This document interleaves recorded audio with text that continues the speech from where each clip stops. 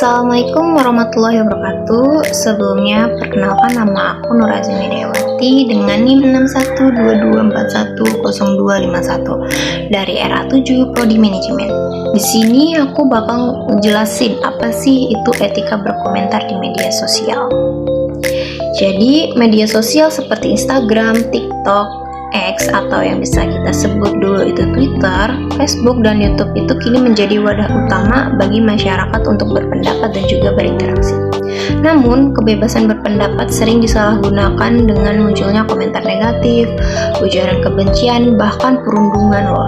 Karena itu dibutuhkannya etika dalam berkomentar agar komunikasi di dunia maya itu tetap sopan, santun, dan juga produktif. Nah, apa itu etika berkomentar dalam media sosial?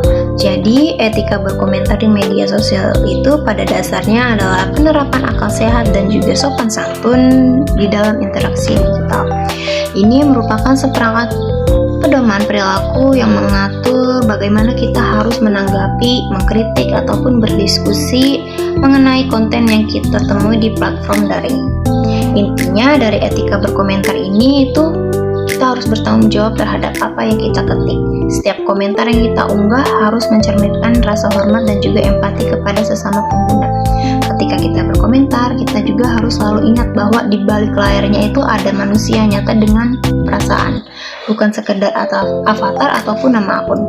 Oleh karena itu, kita wajib menggunakan bahasa yang baik dan layak, dan juga menghindari kata-kata makian, umpatan, ataupun bahasa yang secara terang-terangan merendahkan orang lain. Nah, setiap pengguna media sosial itu memiliki tanggung jawab moral dan hukum atas apa yang ia tulis. Etika digital itu berarti kita harus menggunakan media sosial secara bijak, menghormati hak orang lain, dan juga tidak mudah melakukan perundungan atau provokasi.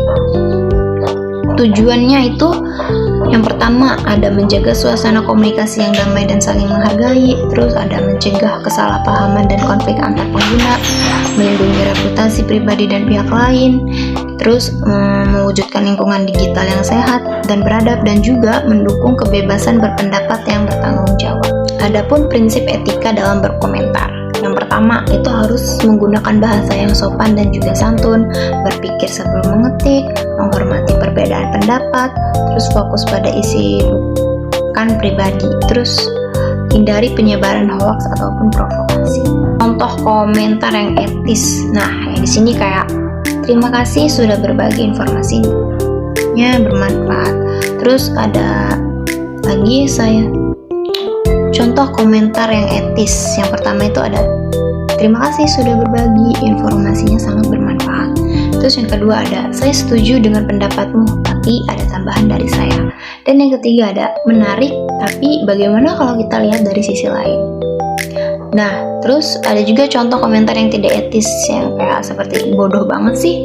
Terus dasar fans garis keras gak jelas, dan juga ada postingan gak penting mending hapus aja. Nah, adapun dampak komentar negatif di media sosial itu tuh kita berkomentar di media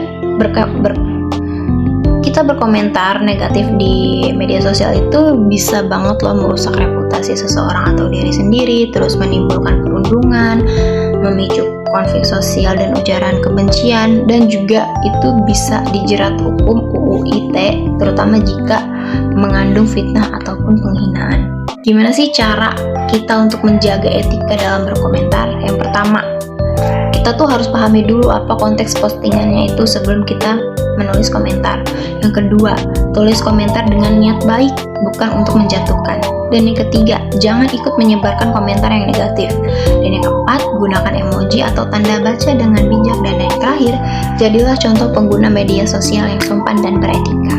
Jadi, kesimpulan dari etika berkomentar dalam media sosial ini adalah di media sosial sangatlah penting untuk menjaga suasana komunikasi yang sehat, sopan, dan saling menghargai. Kebebasan berpendapatnya itu harus diimbangi dengan tanggung jawab yang moral agar tidak menyinggung, merugikan, ataupun menimbulkan konflik. Dan juga melalui penggunaan bahasa yang santun, menghormati perbedaan, serta berpikir sebelum mengetik, kita dapat menciptakan lingkungan digital yang positif dan juga beradab. Sekian dari aku, kurang lebihnya mohon maaf. Wassalamualaikum warahmatullahi wabarakatuh.